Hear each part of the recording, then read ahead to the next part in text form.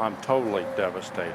Lowell Hogston is dealing with every parent's greatest fear.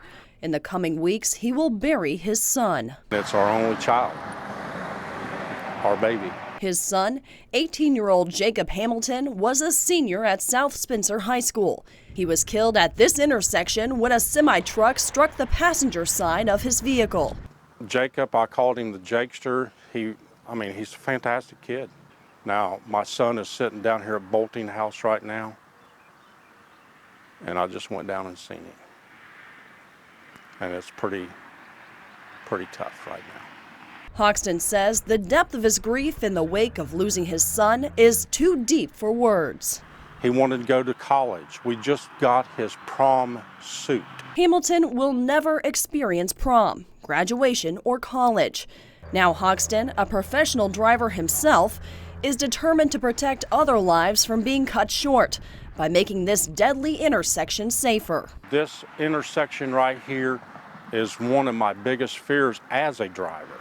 The county says it has sent formal requests to INDOT twice, begging for a traffic light in front of South Spencer High School, but to no avail. To the state of Indiana, get us a light down here.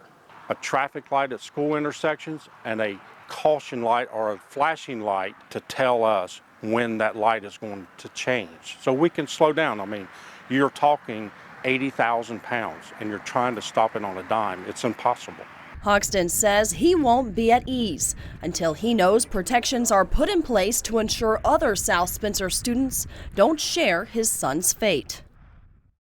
My son was the one that was killed in the car wreck. For Jacob Hamilton's family, this intersection is a constant reminder of a young life lost.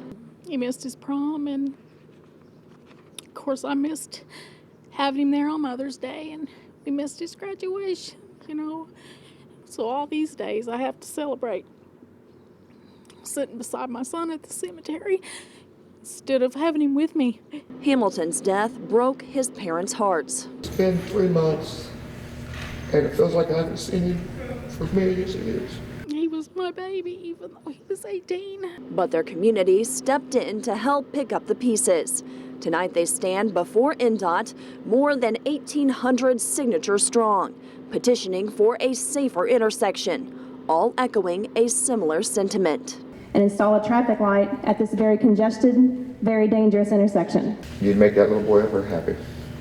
And he put a smile on my face. No stoplight will ever bring back Jacob Hamilton.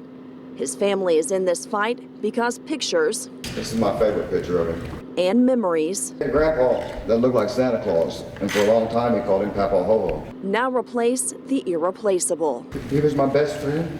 He was my only child. They believe making this intersection safer for others may bring them a sense of closure.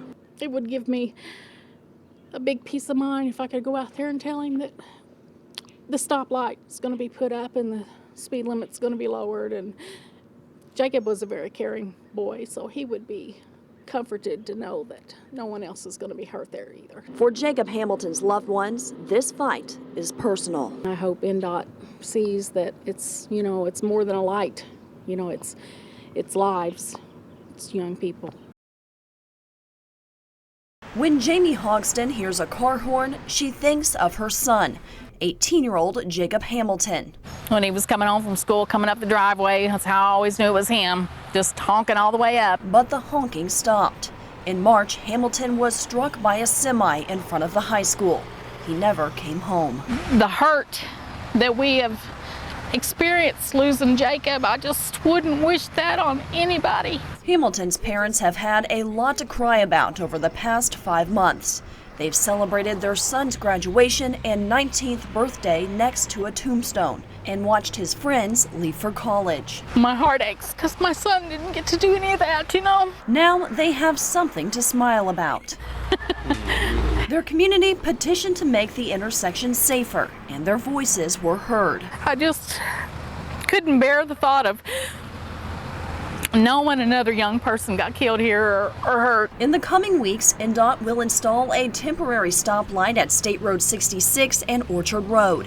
It's called temporary because the intersection will eventually be reconstructed into a roundabout. Through this entire congested area, it's really going to slow down the speed of traffic in front of these schools. Hoxton honks her horn every time she drives through the intersection that took her son's life. She'll continue to lay on the horn when a light is constructed. And she won't stop when it's transformed into a roundabout. I'll just be able to think about him when I go through and let him know there it is. I'm so thankful. I hope they realize that the decision they made has really brought a lot of peace to a lot of people. I'm so glad.